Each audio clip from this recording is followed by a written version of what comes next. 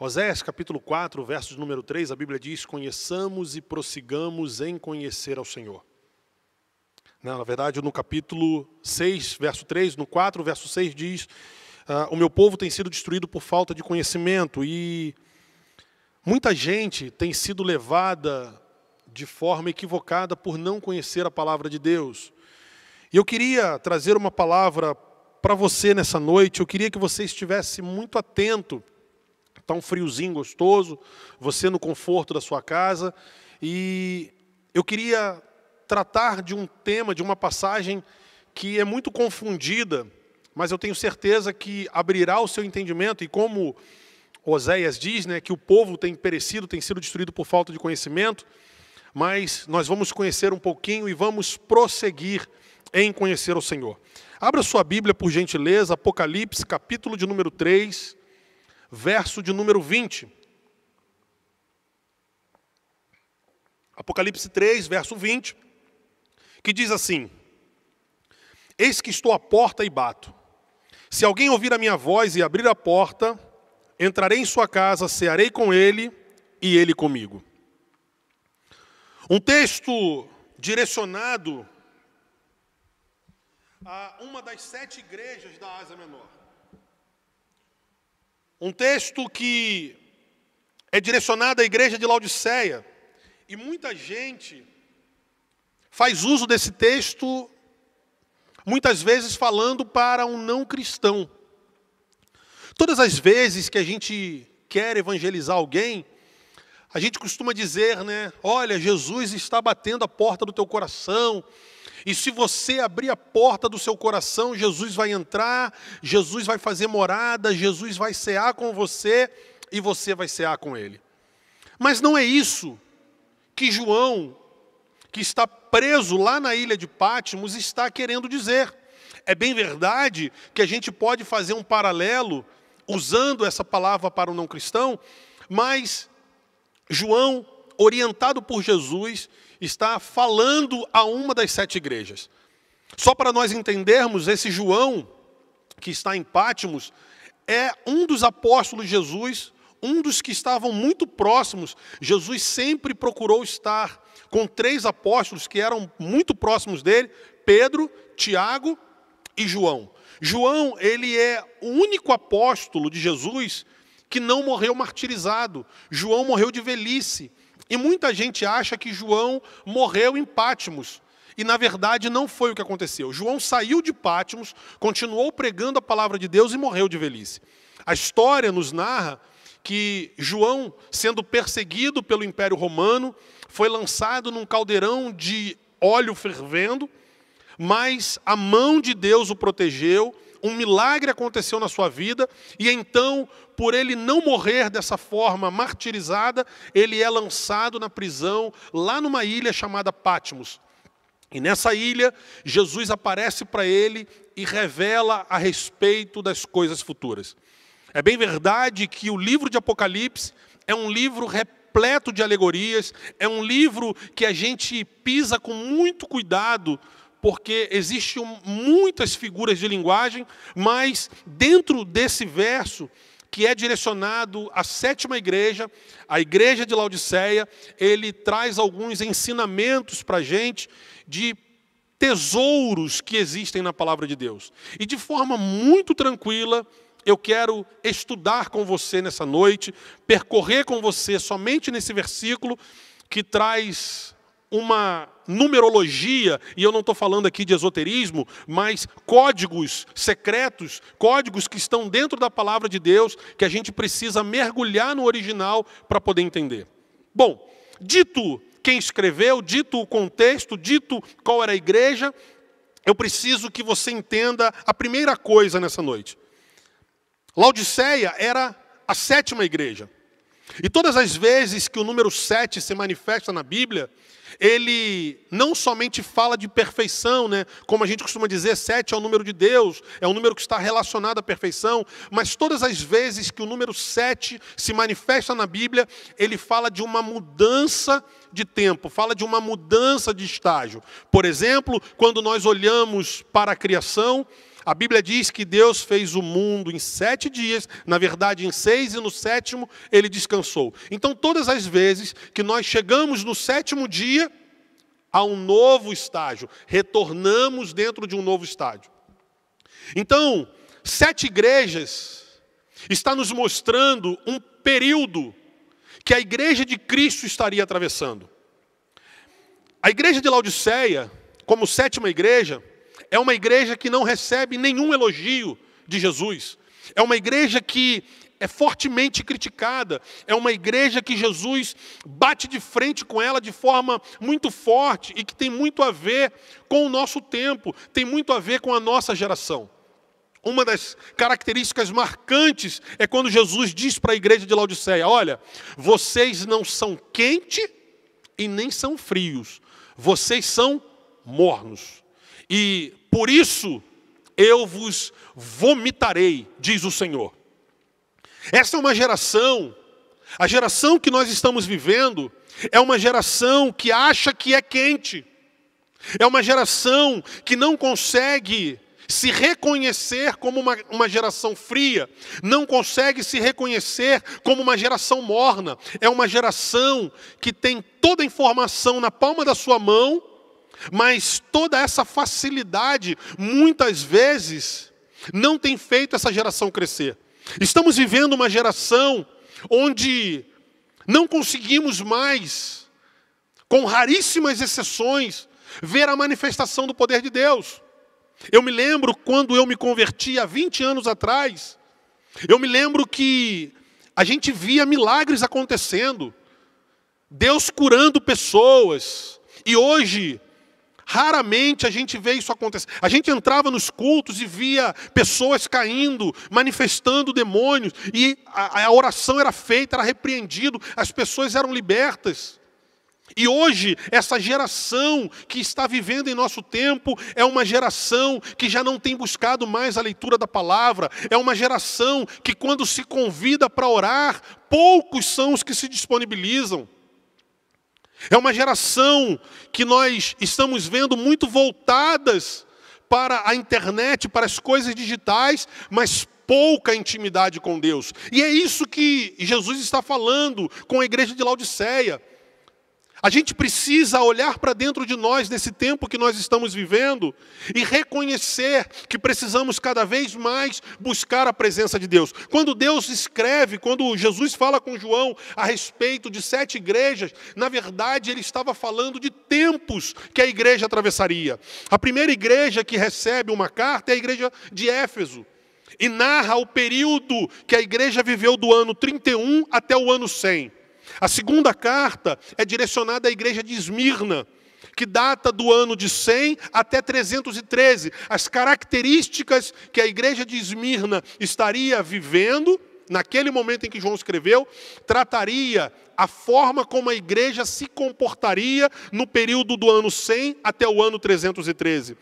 A terceira, a igreja de Pérgamo, data do ano 313 até o ano de 538. A quarta, Tiatira, seria o que a igreja viveria na sua história do ano 538 até o ano 1798. A igreja de Sardes, ela retrataria do ano 1798 até o ano 1833. Filadélfia, do ano 1833 até o ano de 1844. E aí então chega o período que narra a história vivida pela igreja de Laodiceia, do ano 1844 até a volta de Jesus. Queridos, essas 7 igrejas nos mostram o tempo que Deus deu para a humanidade. Já vivemos os períodos de 6 igrejas. E estamos, nesse momento, vivendo o período da 7ª igreja. E Apocalipse não narra uma 8ª igreja.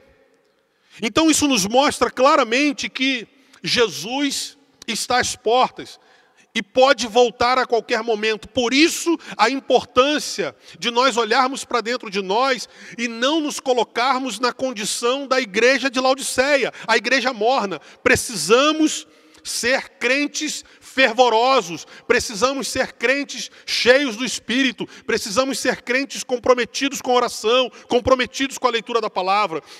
Quando nós olhamos no âmbito teológico, há algumas linhas de raciocínio que definem esse período como um período dispensacionalista, onde o primeiro período foi conhecido como o período da inocência, quando o homem foi criado. Depois nós temos o período da consciência. Depois nós temos o período patriarcal, quando surge Abraão. Depois nós temos o quarto período, que é a lei mosaica. Depois nós temos o quinto período. Aí nós vemos para o sexto e o sétimo período. A gente vai ter, depois da lei mosaica, a gente tem o período monárquico, onde Saul é levantado como primeiro rei. Depois nós temos a nova aliança e o reino do Senhor. Então, 7 tempos que Deus deu para a humanidade e nós estamos vivendo nesse último tempo. Por isso precisamos conhecer, por isso precisamos entender, por isso precisamos estar atentos aos sinais que Deus tem enviado. Porque a qualquer momento, meu irmão, minha irmã, Jesus acontecerá como Paulo falou à igreja de Tessalônica. Porque o mesmo Senhor descerá do céu com um alarido e com voz de arcanjo. E nós, os que estivermos vivos, procederemos àqueles que estarão mortos, porque eles ressuscitarão primeiro, mas subiremos e nos encontraremos com o Senhor nos ares. Esse é o tempo em que a igreja não pode ser uma igreja morna. Este é o tempo em que a igreja precisa se posicionar. E se nessa noite você não é quente, que você entenda a sua condição e peça: Senhor, aqueça meu coração, transforma minha vida, pois no momento em que a trombeta tocar, eu preciso subir glorificando e exaltando o nome do Senhor. A palavra direcionada é: eis que estou à porta e bato. A palavra de João, direcionada por Jesus, é direcionada a uma igreja. É direcionada a mim, é direcionada a você. E quando nós olhamos o conceito de porta, por que Jesus está à porta? Há um estudo muito famoso que diz, The Doorway, que todas as vezes que nós atravessamos uma porta, mexe com o nosso cérebro. A porta, ela faz mudança de um ambiente para outro. Por isso é natural, muitas vezes, certamente, eu vivi isso, e você também que nos ouve nessa noite, já deve ter vivido isso na sua vida em algum momento. É muito normal você estar, por exemplo, no quarto, passar pela porta em direção à cozinha, e no meio do caminho você: o que eu vim fazer aqui mesmo? Essa mudança de ambiente mexe com a nossa mente. Então, todas as vezes que existe uma porta diante de nós, é porque ela quer nos levar do estágio que nós estamos, do ambiente que nós estamos, a um novo ambiente. E por isso não é à toa que o texto aqui está direcionado à 7ª igreja. Porque toda vez que nós vemos a manifestação do 7, eu disse no início, há uma mudança de estágio. E Jesus, nessa mudança de estágio, ele está dizendo: eis que estou à porta e bato. E olhando para o conceito de porta, fica muito vago quando nós olhamos simplesmente no conceito em que ela está inserida. Mas quando nós mergulhamos no original, nós vamos ver que os números hebraicos, o idioma hebraico, letras são números e números são letras. E quando nós olhamos a palavra porta no original, é Dalet. E Dalet, que é porta em hebraico, também é o nome de uma letra. A letra Dalet, que é a 4ª letra do alfabeto hebraico. Nós temos Aleph, Beit, Gimel, Dalet. E a letra Dalet também significa porta e tem valor numérico de 4. Então, todas as vezes que o número 4, assim como o número 7, se manifestam na palavra de Deus, significa que existe uma porta aberta querendo nos levar de uma dimensão a outra. E eu vou provar isso para você dentro da palavra de Deus. A Bíblia diz que todo o capítulo 3 de Neemias, quando há uma projeção para reconstruir os muros e reconstruir o templo de Jerusalém, a primeira coisa que eles fazem é reconstruir os portões. O templo de Jerusalém, ele tinha 12 portas ao seu redor, que eram 12 caminhos, um caminho para cada tribo de Israel. Os números estão interligados e tem simbolismo fantástico que, se nós entendermos, a palavra de Deus clareará a nossa mente e nos mostrará coisas fantásticas. E a primeira coisa que eles fazem quando vão reconstruir os muros é reconstruir os portões. O primeiro portão que eles vão reconstruir, Neemias capítulo 3, é o portão chamado de Porta do Gado ou Porta das Ovelhas. Era por este portão que os cordeiros entravam para ser sacrificados. Não é à toa que quando Jesus entra em Jerusalém, montado num jumento, muitas vezes a gente lê e não entende, Jesus está entrando na porta das ovelhas, porque, como dito por João Batista, quando olhou para Jesus disse: eis o Cordeiro de Deus que tira o pecado do mundo. Jesus, ele era a representação do Cordeiro Pascal, aquele que iria morrer pelos meus pecados e pelos seus pecados. E esse é o único portão, é a única porta que é consagrada ao Senhor e permanece aberta constantemente. E ainda hoje, a porta do Cordeiro de Deus, a porta da salvação, permanece aberta para você que nos ouve nessa noite. E se você abrir o seu coração e passar por esta porta, Jesus entrará na sua casa, transformará a tua vida e transformará a tua história. Neemias vai mostrar todos os portões que precisam ser reconstruídos. Mas, em 1 Samuel capítulo 3, nós vamos ver mais uma vez a manifestação do número 4 e uma porta se abrindo. O texto diz, em 1 Samuel capítulo 3, que Samuel ele estava deitado na casa do sacerdote. E de repente Samuel ouve uma voz: Samuel, Samuel. O texto diz que Samuel se levanta, vai até o sacerdote Eli. E ele pergunta para Eli: Eli, você me chamou? E ele diz: não, eu não te chamei, volta e vai dormir. Primeira vez. Número 1. Então Samuel deita e mais uma vez Samuel ouve: Samuel, Samuel. O texto diz que Samuel se levanta, vai até o sacerdote Eli. Me chamou? E ele diz: não, volta para dormir. Número 2. Samuel deita e pela terceira vez Samuel ouve a voz chamando: Samuel, Samuel. Samuel se levanta, vai ao sacerdote Eli. Me chamou o Senhor? E ele diz: não. Só que nesse momento, Eli entende que era o Senhor que estava chamando Samuel. Então Eli diz para Samuel: você deita e se você ouvir te chamar, você se levanta e diz: eis-me aqui, fala que o teu servo ouve. Samuel então volta. Samuel se deita e pela quarta vez, o número 4, o Dalet, pela quarta vez ele ouve: Samuel, Samuel. E quando o número 4, ou quando a quarta vez se manifesta, uma porta se abre. E ele diz: fala, Senhor, que o teu servo ouve. Samuel então é chamado por Deus para fazer um momento de transição. Fazer o momento de transição dos juízes para o momento de transição para a monarquia. Samuel ele vai ser o último juiz, vai exercer o papel de juiz, mas também vai exercer o papel de sacerdote. O número 4 se manifesta, uma porta se abre e a bênção chega na vida de Samuel. Eu disse a você que todas as vezes que o número 7 ou o número 4 se manifesta, há uma mudança de estágio. Gênesis capítulo 28, nós temos uma outra manifestação de Deus. A Bíblia diz que Jacó, ele compra a bênção da primogenitura do seu irmão Esaú. Muitas vezes, nós ouvimos que Jacó, ele roubou a bênção da primogenitura. E Jacó não roubou. O texto diz que ele vendeu barato. Seu irmão trocou a bênção da primogenitura por um prato de lentilha. Jacó não roubou. Mas a história diz que Esaú fica furioso com a postura de Jacó. Jacó, então, orientado por sua mãe, Rebeca diz para ele: olha, vai para a casa do meu irmão Labão. Jacó então foge para a casa de Labão. E no capítulo 28 de Gênesis nós vamos ver Jacó chegando num lugar chamado Or. A Bíblia diz que o lugar se chamava Or. E a palavra Or em hebraico significa luz.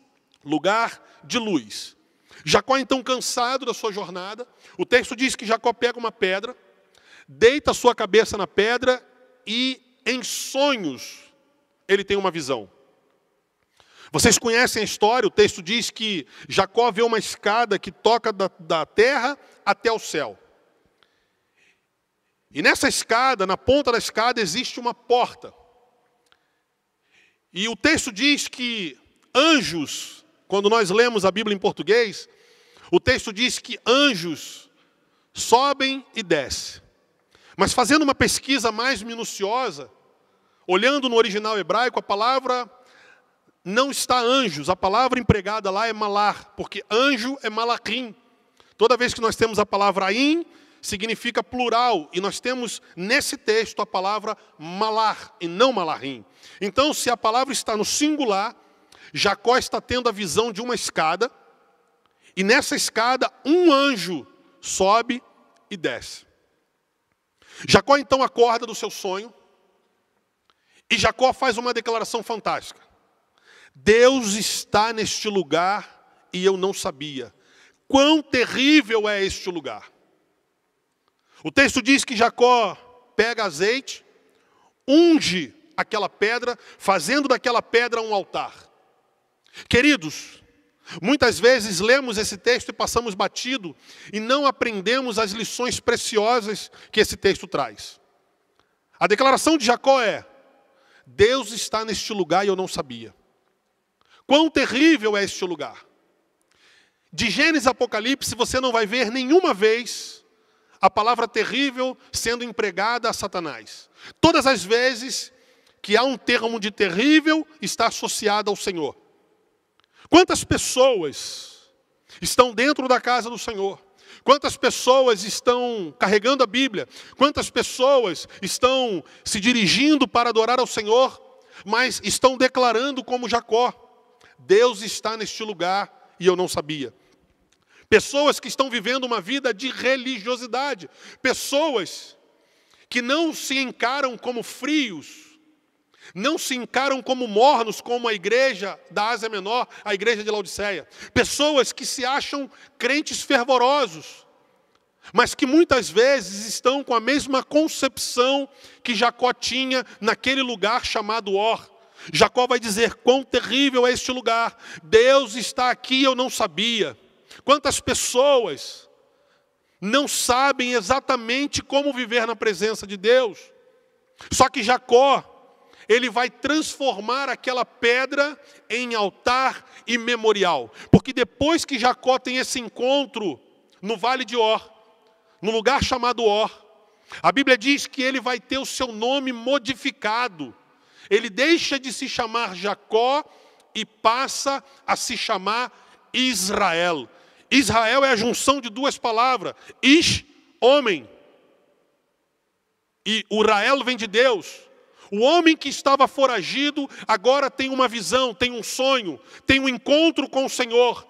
E depois que ele tem um encontro com o Senhor, ele é transformado de Jacó, aquele que segura pelo calcanhar, aquele que não perde uma oportunidade, para um homem de Deus. Deus nessa noite quer promover um encontro dele com você, para que você deixe de ser quem você é e passe a ser um homem de Deus, uma mulher de Deus. Eu posso dizer a você que aquela escada, embora a Bíblia não diga, mas eu posso conjecturar, que aquela escada tinha apenas 4 degraus. E nesses 4 degraus seriam 4 níveis que Deus iria tratar na vida de Jacó. Eu disse a você no início da mensagem que a cada 4 anos, ou cada vez que o número 4 se manifesta, há uma porta se abrindo. E a cada ciclo de 7, há uma mudança de tempo. Existe um estudo desenvolvido pela antroposofia, que fala dos setênios. A cada 7 anos, a gente vive um novo estágio na nossa vida. E isso é muito conhecido na palavra de Deus. Nós vamos ver que no capítulo 28 do livro de Gênesis, Jacó tem essa visão. E quando Jacó tem essa visão, a sua vida é alterada, e nós vamos ver agora o cumprimento desses ciclos acontecendo na sua vida. Os primeiros 7 anos, Deus vai tratar algo na vida de Jacó, que também pode ser na minha, também pode ser na sua. Passados 7 anos, e eu disse a você que são 4 degraus a escada, o primeiro degrau que Deus quer tratar na vida de Jacó é o degrau da vida física. O texto diz que Jacó sai do vale chamado Or, que é luz, muda o nome daquele lugar para Betel, Beit-El, casa de Deus. Somente um lugar que é chamado de luz pode ser chamado de casa de Deus. Jacó então vai para a casa de Labão. Jacó vê uma mulher, se apaixona por ela e decide trabalhar por ela durante 7 anos. E eu disse que cada vez que o número 7 se manifesta, há uma mudança de ciclo. E no primeiros 7 anos, o texto diz que Jacó, ele entra numa tenda, bebe bastante, e lhe é oferecido Lia no lugar de Raquel, a sua amada. Jacó, depois que consome o casamento, fica furioso, mas Deus estava tratando o primeiro degrau na visão lá no Vale de Or. E Deus quer tratar níveis na minha e na sua vida. A gente precisa conhecer a palavra de Deus, precisa conhecer a vontade de Deus e se permitir ser tratado por Deus. E o primeiro nível, ou o primeiro degrau que Deus queria tratar na vida de Jacó, era a vida física. Jacó casa com Lia. E no quarto filho, olha o número 4. Eu disse que quando o número 4 se manifesta, uma porta se abre. O quarto filho de Jacó com Lia, Judá.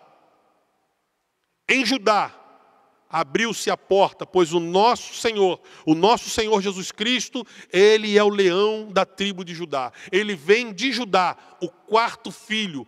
Deus não dá a mulher amada de cara. Deus dá para Jacó a primeira fase que ele queria tratar. Deus queria tratar a sua vida física. Primeiro, Deus vai nos dar aquilo que é essencial. Depois, Deus vai começar a acrescentar outras coisas. Primeiro, precisava se abrir a porta da salvação. E Deus trata o primeiro degrau. Então, Jacó precisa trabalhar mais 7 anos. E passados 7 anos, Deus vai tratar o segundo degrau da visão que ele teve em sonho. Deus vai tratar agora a sua vida emocional. Muitos de nós estamos queimando etapa e isso tem trago sofrimento aos nossos corações. Uma vez que Deus tratou aquilo que era essencial, Deus agora vai tratar a vida emocional de Jacó. Agora sim, ele vai receber a mulher que ele ama, a mulher que mexe com as suas emoções, a mulher que vai lhe fazer feliz, que vai lhe satisfazer. Primeiro, querido, precisamos buscar, em primeiro lugar, o reino de Deus e a sua justiça. O essencial é o primeiro degrau. As demais coisas serão acrescentadas. Passados mais 7 anos, Deus agora vai tratar o terceiro degrau na vida de Jacó. E eu espero que Deus esteja tratando níveis na minha e na sua vida nessa noite. E o terceiro degrau que Deus vai tratar na vida de Jacó é o degrau da intelectualidade, inteligência. Os irmãos conhecem a história, apacentando o rebanho do seu sogro Labão, ele cria estratégias de forma que algumas das crias que eram malhadas, outras que eram de uma outra cor, ficariam para ele, ficariam separadas para o seu sogro. Deus então dá estratégia intelectual para que Jacó possa prosperar. Queridos, precisamos em primeiro lugar ser tratados por Deus na nossa vida física, naquilo que é essencial. Depois precisamos ser tratados por Deus na nossa vida emocional. Depois precisamos ser tratados na nossa vida intelectual. E ser tratado por Deus na vida intelectual implica em lermos, implica em estudarmos. Por isso eu fiz menção no início, Oséias capítulo 4, verso de número 6. O meu povo tem sido destruído por falta de conhecimento. A falta de conhecimento tem levado o povo a fazer coisas, muitas vezes, que não agradam ao Senhor. A gente precisa separar conhecimento de sabedoria. O conhecimento, ele é humano. O intelecto, Deus nos deu. Deus nos fez racional. Mas à medida em que nós vamos conhecendo a Deus, conhecendo a palavra de Deus, Deus vai nos dando sabedoria. Porque o conhecimento do intelecto é adquirido no plano físico. Mas a sabedoria vem do plano espiritual. E quando nós buscamos o conhecimento da palavra de Deus, Deus vai nos dando sabedoria, vai nos dando estratégia para entrarmos em terrenos que muitas vezes não temos temos habilidades para entrar. Por isso, precisamos a cada momento ser tratado em níveis da nossa vida. Querer ter intelecto sem ter a emoção tratada, podemos colocar, muitas vezes, a carroça na frente do boi. Precisamos agir com inteligência, com sabedoria, controlar os nossos ânimos. E nesse tempo em que nós estamos vivendo, mais do que nunca, precisamos controlar as nossas emoções, aguardar no Senhor e ter estratégias definidas, claras, para sermos bem-sucedidos. Passam-se mais 7 anos. E nós saímos do capítulo 28 para o capítulo 32. Observem que do capítulo 28 de Gênesis para o capítulo 32... número 4. O tempo vai passando e a cada 7 anos, Jacó vai subindo um degrau. Jacó vai sendo tratado no nível. Jacó vai sendo tratado por Deus. E quando chegamos no capítulo 32, Deus agora precisa tratar o último nível de Jacó. E ele vai chegar num vale chamado Val de Jaboque. E ele precisa ser tratado na sua vida espiritual. Ele precisa se reconciliar com seu irmão. Ele precisa colocar a sua casa em ordem. Não adianta querermos ser bem-sucedidos em todas as áreas da nossa vida se nós não cumprirmos o Salmo 133. O Salmo 133, ele diz: ó, quão bom e quão suave é que os irmãos vivam em união. Isso está no português. No hebraico a palavra é unidade. Unidade é diferente de união. União, eu me uno ao meu irmão, nós estamos unidos aqui agora na igreja, e daqui a pouco nós vamos embora. A união, ela se desfaz. A unidade não. A unidade é quando Deus fala, portanto, deixará o homem, seu pai e sua mãe, se unirá à sua mulher e os dois serão uma só carne. É quando Jesus disse, importa que eles sejam um comigo, assim como eu sou um com o Pai. Ainda que estejamos distantes um do outro, estamos ligados. Fazemos parte de um mesmo corpo. Por isso, no original, a palavra é unidade. E quando a igreja está em unidade, quando o povo de Deus está em unidade, o salmista vai discorrer que é como o óleo que desce sobre a cabeça, escorre pela barba, pela orla das vestes, e ali o Senhor ordena a bênção e a vida para sempre. Jacó precisava ser tratado no seu lado espiritual. Jacó, então, se reconcilia com seu irmão. Jacó agora foi tratado nos 4 níveis da sua vida. Jacó agora pode terminar em velhice e dar sequência ao plano que Deus tinha através da sua vida. Voltamos para Apocalipse. Apocalipse 3:20. Eis que estou à porta e bato. Se alguém ouvir a minha voz e abrir a porta, entrarei em sua casa, com ele cearei e ele comigo. João 10:9. Jesus diz: eu sou a porta. Se alguém entrar por mim, salvar-se-á. Entrará, sairá e achará pastagem. Mais do que estar à porta, como Jesus diz à igreja de Laodiceia, mais do que bater a porta, ele diz, eu sou a porta. Interessante que quando nós olhamos para o livro do Êxodo, nós vamos ver que Deus tem algo tremendo para fazer. No dia de número 10, o povo é orientado a separar cordeiros. E no dia de número 14, olha que 14 é a manifestação do 7. Primeiro 7, há uma mudança de tempo. 14, outra mudança de tempo. E no dia 14, Deus manda sacrificar o cordeiro. Mas não bastava sacrificar o cordeiro. A orientação que Moisés dá ao povo de Israel é, vocês sacrificam o cordeiro, e passem o sangue do cordeiro no umbral da porta. Mais uma vez, o conceito de porta. Mas vocês precisam ir além. Não basta sacrificar. Não basta passar o sangue do animal na porta. Vocês precisam se alimentar do cordeiro. E vocês precisam fazer isso dentro de casa. Se alimentar do cordeiro, não bastava ter o sangue. Por isso Jesus vai dizer, aquele que não come do meu corpo, aquele que não bebe do meu sangue, esse não tem parte comigo. Quando o povo de Israel entra em sua casa, eles entram escravos de Faraó. Eles passam pela porta como escravos. Mas quando eles se alimentam do cordeiro e mais uma vez passam pela porta, quando passa pela porta há uma mudança de estágio, há uma mudança de ambiente, há uma mudança de nível. Aqueles que entraram escravos de Faraó, agora se alimentam do cordeiro, têm parte com o cordeiro, passam pela porta e têm não só o seu ambiente físico alterado, mas também o seu ambiente espiritual, porque entram como escravos, mas saem como libertos pelo sangue do cordeiro. Talvez nessa noite você entrou no canal do YouTube como alguém aprisionado, mas você ouviu essa palavra, que Jesus está à porta, que Jesus ele é a porta e que ele te convida não somente para bater e entrar, mas para que você entre através dele. E este canal, este culto dessa noite, é uma porta que Deus tem colocado diante de você, para que você mude de ambiente, para que você saia do estágio que você está, para um estágio liberto pelo sangue do Cordeiro, para que você deixe de ser uma igreja, uma pessoa fria, uma pessoa morna, e passe pela porta que é Jesus, e se torne uma pessoa fervorosa. Meu irmão, minha irmã, se nessa noite você quer atravessar por essa porta, se nessa noite você quer mudar o ambiente em que você está, a situação que você está, a condição que a sua vida está, Jesus diz: eu sou a porta, se alguém entrar por mim, salvar-se-á, entrará, sairá e achará pastagem. Jesus mudou a vida de Jacó.